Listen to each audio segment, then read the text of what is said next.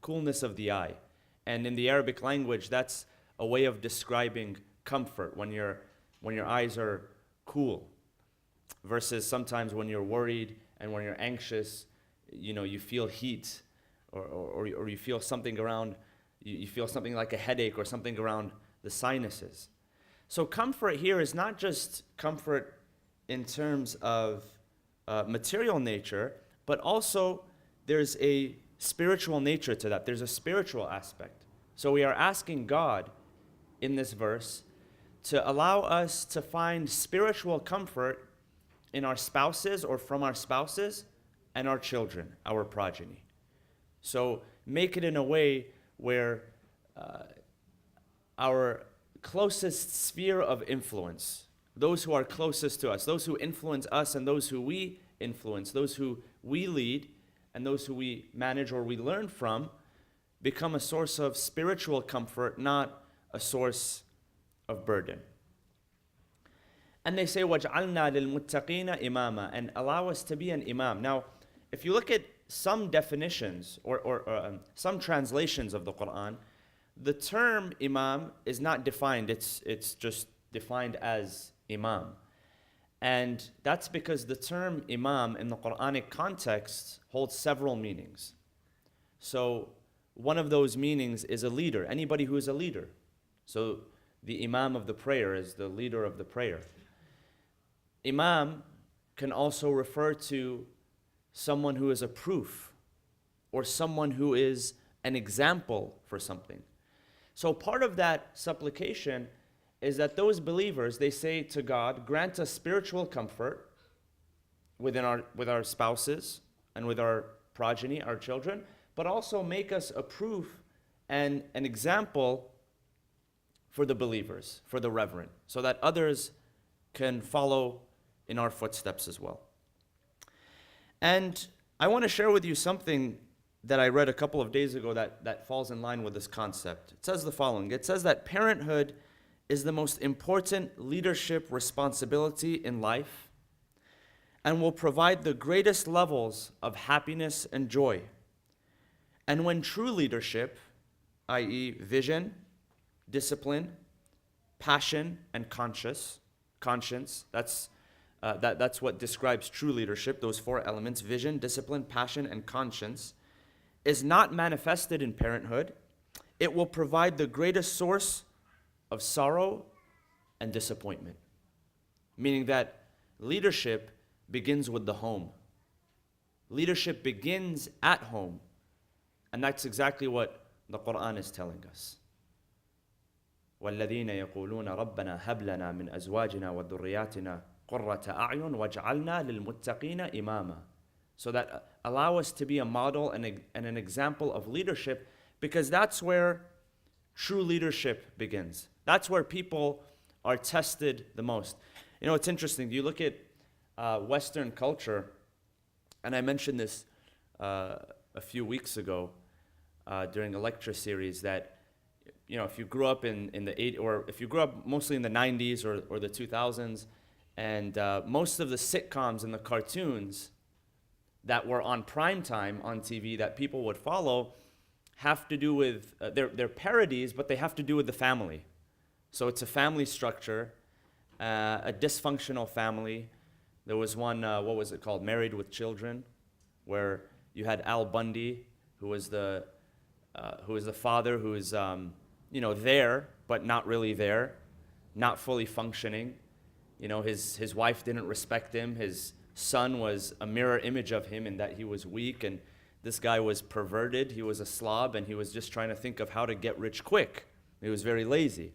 That was the model of the American father, and so that became a parody and satire. And then you have Homer Simpson, who has no idea what he's doing, but he's at the controls of a nuclear facility, and he can end it all accidentally, right? And his 9-year-old son, Bart Simpson, is always outsmarting him in different ways. That's the model, and that's the parody. There's an article that was written not too long ago, I believe in the Los Angeles Times during the days of Thanksgiving. And the article is basically what you should talk about and what you should not talk about when the family gets together this holiday season. Because for most families, in the West, and or not just Western families. I don't mean non-Muslim families, even Muslim families that are living in the West in an environment where you're working year-round, you're working during the days of the week, so when you get together with your family, it's only at certain occasions, what to talk about, what to bring up, and what not to bring up. And it was true, but it was very, there was a satire element and a parody element to it as well, because, there are parallels with families, with what should be spoken about and what should not be spoken about, and how there are situations that become very, very uncomfortable. And so what the Quran tells us is that leadership aspect, when it comes to spiritual comfort and when it comes to spiritual satisfaction, it begins right there in the home. It begins with the parents. That's where leadership is truly manifested. And if it's not manifested there, then it's not going to be manifested anywhere else. And it can become a great source of disappointment and sorrow. So what is the definition of leadership? Something else that I want to share with you that I also came across.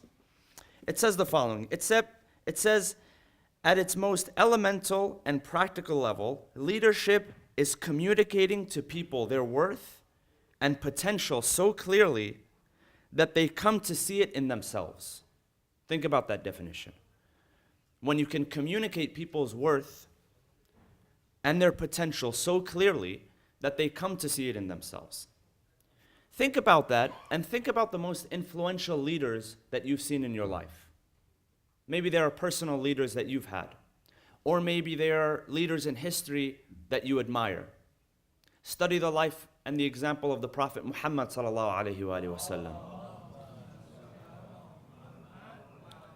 and how he was able to communicate and convey people's worth and potential so clearly that they saw it in themselves, and eventually they took on the role of leadership. So when you look at those early companions, the ones that came from various backgrounds, the ones who, according to the norm at the time, according to the cultural norm, were not perceived in the greatest light because they did not belong to the same heritage or ethnicity as everybody else. But the Prophet, he shed light upon those people in a way that they saw their own potential and value, and they eventually took on leadership roles. One of those prominent examples is the example of Salman al-Muhammadi. Now, we've mentioned the story of Salman a number of times. I won't go through all of that detail, but Salman in himself, he was a wayfarer, and he undertook a journey until he finally arrived to Medina, which took many years. He finally arrived to Medina, and it is in Medina where he meets the Prophet Muhammad sallallahu alaihi wasallam. So the companions were kind of confused about his status. I mean, what is he? Is he one of the Muhajirin? Is he one of the Ansar? Because technically he was already in Medina, in the outskirts of Medina before the Prophet arrived, or around the same time that the Prophet arrived. But at the same time, he migrated from one place to another. So what is he? Is he one of the Muhajirin, one of the Ansar? So they began to claim him for themselves. And the Prophet said, Salmanun minna Ahlul Bayt. Neither of the Muhajirin nor is he of the Ansar. He's one of the Ahlul Bayt. And this was a man who himself was very, very knowledgeable. And the Prophet shed light upon him so that not only he himself would know his worth and his value and his potential, but others would recognize that as well. And that's why in the commentary on Surah Al-Jumu'ah, when Allah subhanahu wa ta'ala says, هُوَ الَّذِي بَعَثَ فِي الْأُمِّيِّينَ رَسُولًا مِّنْهُمْ, so it is God who sent to those people who were ummiyin, unlettered, some of them illiterate, but not all. Unlettered, meaning that most of them had not received a formal education, because during that time, it was not a right to receive a formal education, rather it was a privilege. Today, we understand formal education, going through school, preschool to 12th grade, as a right. You can get in trouble if you hold back, if you don't put your children in school. But during those days, it wasn't a right, it was a privilege. So most people could not afford the privilege of a formal education. So God says that we sent among those people someone from themselves that they could recognize and they could relate to. and that was the Prophet, in that he was also not formally taught by any person. And then he says, وَآخَرِينَ مِنْهُمْ لَمَّا يَلْحَقُوا بِهِمْ. And then there's a group of other people that will eventually tag on. They will hop on as well. And they will follow the leadership and the guidance. And when that verse was revealed, the Prophet turned to Salman and he said, it is him and his followers, those who follow in his example, that are honored in the Quran. Meaning that leadership and that guidance, don't think that it's because one of their arguments after the Prophet passed away and they began to dispute among themselves is that no, the leader after the Prophet should be one of the Muhajirin. The Ansar said no, it should be one of the Ansar. But they agreed that definitely it would not be someone from outside of an Arabic speaking heritage. And so that dispute took place. But Salman had within him leadership capacity. He had worth. And everybody had worth and value. Some of them a little bit more than others. But the Prophet's leadership style was to communicate that so clearly to him and to everyone else that eventually they would go on to lead. And if you study the seerah, if you study the life of Salman, you would know that he went on to do many great things. He led some of the campaigns when the political domain of Islam was expanding, and some narrations in history describe him as one of the architects of the city of Kufa, rebuilding the city of Kufa once it was captured from the Persian Empire. And so he had that ability within him, and the Prophet was able to communicate it. Because remember, the Muslims didn't know. When they saw Salman, he was a slave. He had been enslaved, and he had been taken in by a wealthy Jewish landowner, but they saw him as a slave. But the Prophet was able to see beyond that, and that was part of his leadership. So going back to that concept of leadership within the family, we have to ask ourselves as fathers, as mothers, as parents, as spouses, when we interact with our family members, do we show them their worth and their value and their potential so clearly that they can see it in themselves? Or do we do the opposite? Do we put them down? Do we rob them of that sense of value? Do we rob them of that sense of potential? And that's truly what leadership refers to. Now, one thing, and I'll end with this, what I also found interesting, what I wanted to share with you, and most of you are already familiar with these concepts, the concept of you have management and leadership. And there's a lot of books that have been written about this, a lot of articles in the professional sphere that what's better, is management better or leadership? And the reality is you need both management and leadership. And what this author who talks about leadership and the definition of leadership, what he says is the following.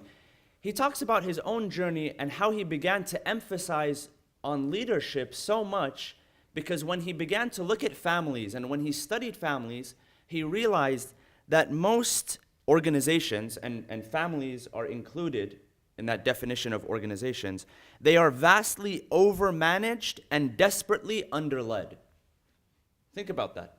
You go to most organizations, including the family structure, they're desperately underled, meaning there's a lack of leadership, but there's too much management. Meaning that too many people are telling others what to do in any given organization, whether it's a family organization, a religious organization, a sports organization, a business, whatever organization. Too many people are saying what to do, but they're not showing what to do. And families included. Families are included in that paradigm, in that challenge. And so he says, I began to focus on leadership because I saw that families needed leadership, and that's true. But management also needs to take place. And so he continues to talk about his own struggle. He said, when I started my own business, I thought that all I needed to know was leadership, and I realized I didn't really know any management. And so he says that there are certain things that you simply cannot lead. You need management. So he says you can't lead a payroll. You can't lead an inventory. You can't lead those things. You can't lead accounts. You can manage them. But leadership has to do with people, where management has to do with things. He says, so you lead and empower people, meaning that you communicate to them their worth and their potential, but you manage and control things. And many families, you see that there's a lot of management, but there's not enough leadership. And leadership really begins with ourselves. When we learn to lead ourselves, we don't give permission to people to manage us. But if you don't lead yourself, that's when you give permission to other people to manage you. And it starts with very, very simple concepts and simple ideas. I was listening one time to, and some of you may have also heard this, but it was a retired military general or a retired military commander, and he was speaking at a commencement event, and he said that, look, the first thing that you're taught in the military when you enter, the first thing that you got to do as a recruit, as a soldier, when you wake up early in the morning, is make your own bed. That's the number one thing you got to do. That's a form of leadership. That's a form of discipline, is make your own bed. And then make sure that you do it in a pristine way. And he says, you think about it, and what's the big deal? We're about to go out there and fight bad people and drop bombs. What does this have to do with making our own bed? But he says there's a philosophy behind it. If you can lead yourself in that way to make your own bed in the morning, then you've completed the first task. That proves to you that you can complete a task before moving on to another task. So leadership really begins with ourselves, and we have to ask ourselves, what kind of example are we putting forth? Because if you don't go through the discipline of rooting yourself and leading yourself, eventually somebody else is going to step in and manage you. And that's why leadership is so important. We ask Allah subhanahu wa ta'ala to give us the power and the wisdom to lead ourselves and our families. We ask Allah subhanahu wa ta'ala to allow us to fulfill that dua of granting us spiritual comfort in our families. We ask Allah subhanahu wa ta'ala to bring comfort to all of those worldwide who are in need of our dua. Bismillah ar-Rahman ar-Rahim. وَالْعَصْرِ إِنَّ الْإِنسَانَ لَفِي خُسْرٍ إِلَّا الَّذِينَ آمَنُوا وَعَمِلُوا الصَّالِحَاتِ وَتَوَاصَوْا بِالْحَقِّ وَتَوَاصَوْا بِالصَّبْرِ وَصَلُّوا عَلَى مُحَمَّدٍ وَآلِ مُحَمَّدٍ.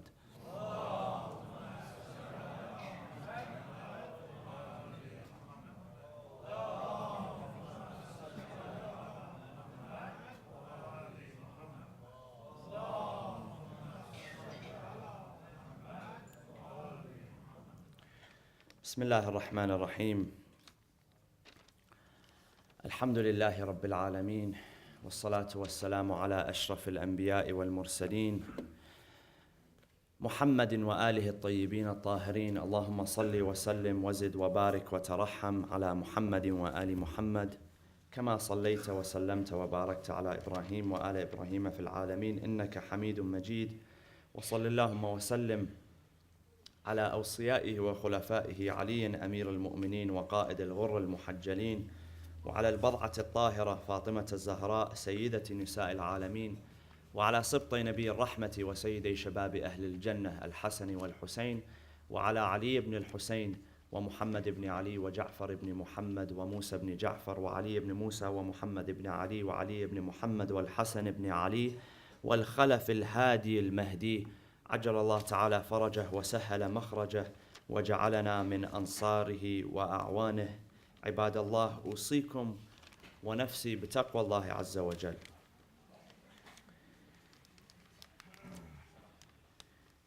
In a narration attributed to Imam Amir al-Mu'mineen salawatullah wa salamu alayhi, and this narration is found in the book of Al-Kafi, Kitab al-Aql, the opening chapter of Kitab al-Kafi, which describes the merit of intellect and reason.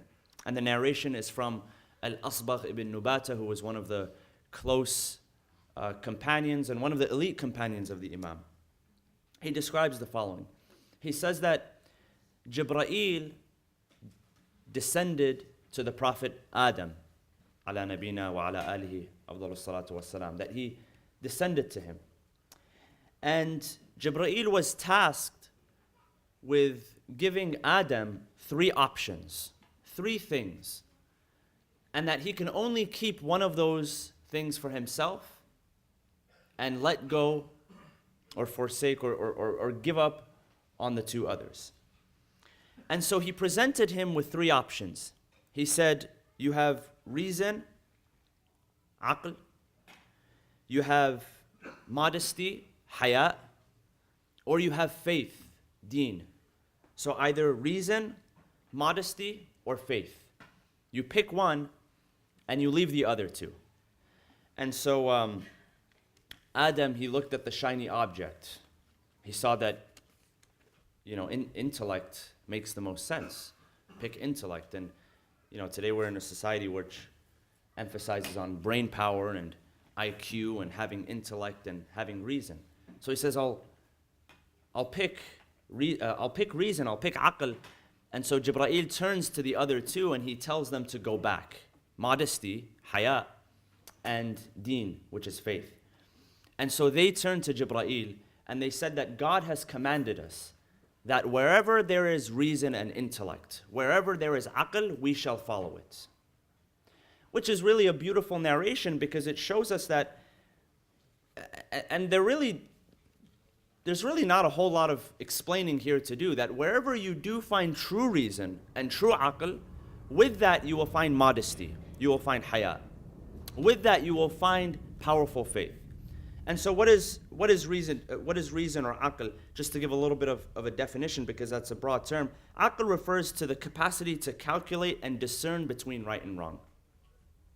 So the ability to discern between right and wrong is followed by the ability to have or to express modesty, haya. Meaning that modesty becomes a part of the discernment between right and wrong. Having faith and the power of faith also contributes to the understanding of knowing between right and wrong. So anywhere that there is aql, anywhere that there is the use of intellect, anywhere that there is the use of reason, there is also the use of modesty, and there is also the use of faith. And they are complementary to one another. We ask Allah subhanahu wa ta'ala to grant us reason, to grant us haya, to grant us faith, to strengthen us in those faculties, to give us the ability to discern between right and wrong, to strengthen our hearts, strengthen our minds, and give us wisdom to strengthen our hearts. We ask Allah subhanahu wa ta'ala to bring relief to all of those who are worldwide, who are in need of our dua. Brothers and sisters, just a couple of quick announcements before we end. Number one, we have a number of occasions that are coming up in, events that are coming up in January. Number one, we have a parenting workshop, which is hosted by the Islamic Educational Center of Orange County, sponsored by Access California Services in conjunction with the Shia Muslim Council of Southern California. And so we will be sending out an email with the flyer with the details. But just to put on your calendar if you'd like, Monday, January 7th, Wednesday, January 9th, and then again on Monday, January 14th, and Wednesday, January 16th, here at the IECOC. And flyers are available outside as well. It's a 2-week workshop. So again, that's the 7th, the 9th, the 14th, and the 16th here at the IECOC. More information on timing. It's from 5 p.m. to 7 p.m. On Friday, January 4th, of course, we have our First Friday's youth event. And then on Saturday, January 19th, we will have our monthly Quran discussion, our youth Quran discussion. Brothers and sisters, let us recite this verse 5 times for those who are in need of our supplication, those who are in need of our dua, those who are in need of our help. Bismillah ar-Rahman ar-Rahim. أَمَّنْ يُجِيبُ الْمُضْطَرَّ إِذَا دَعَاهُ وَيَكْشِفُ السُّوءَ أَمَّنْ يُجِيبُ الْمُضْطَرَّ